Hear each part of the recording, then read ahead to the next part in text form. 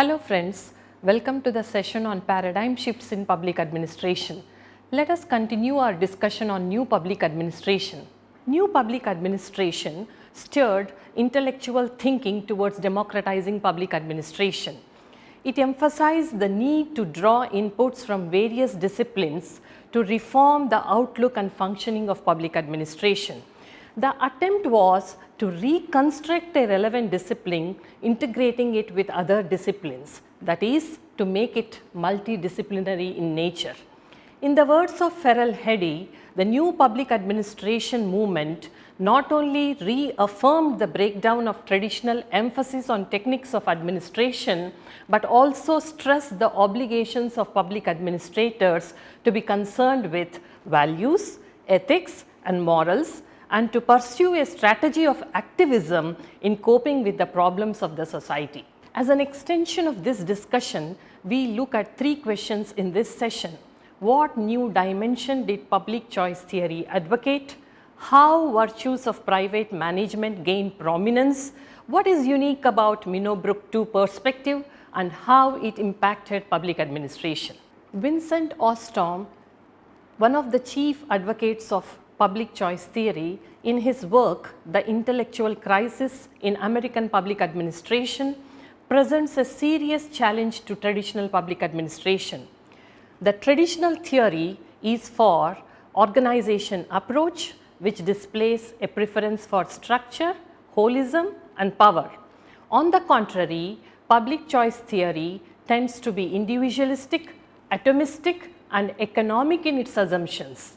It locates public administration within the domain of politics and is also regarded as economics-based approach to administrative analysis. The public choice theory strongly argues for dispersal of decision-making authority, people's participation, and debureaucratization of all administrative units. The shift here is from citizen to customer-centric. The public choice theorists are critical of monocentric, hierarchical, and traditional bureaucratic administration. They see bureaucracy as an absolute evil. Bureaucratic structures are necessary but not sufficient structures for a productive and responsive public service economy. The protagonists of public choice approach demand public agencies and organizations to give the people what they want and lay emphasis on the element of choice of the citizen, who is a consumer and rational utility maximizer. The public choice approach focuses on institutional or organizational pluralism, hinting at different organizational arrangements, that is, plurality of governments, decentralized market systems which can be used to provide different goods and services coordinated through multilateral arrangements. Their argument is that no single agency can possibly be aware of all individual utility preferences for the purpose of achieving maximum efficiency. The actions of government should be consistent with the values and interests of citizens. To the question on how virtues of private management gained prominence, it is through structural adjustments or stabilization programs promoted by Bretton Woods institutions, that is International Monetary Fund and World Bank, during 1980s and 1990s, which advocated policy prescriptions and standard reform packages to developing countries to reform public sector. This perspective emphasized the need for trade and financial liberalization, privatization, and deregulation. This market-centered strategy is also referred to as Washington Consensus. This sought to merge the core values of business administration in the domain of public administration, aiming at efficiency, economy, and effectiveness in the performance of public sector. Washington Consensus is all about suggesting measures for a one-size-fits-all solution to the problems of development. However, critics point out that this perspective focused primarily on macroeconomic policies in trying to foster economic growth and stability without realizing and factoring in the importance of institutional and legal reform. It is in this context the second Minobrook Conference held in 1988 assumed significance. The conference made an attempt to examine the theory and practice of public administration in the changing scenario. It tried to project a future vision of public administration by balancing the business and public sector.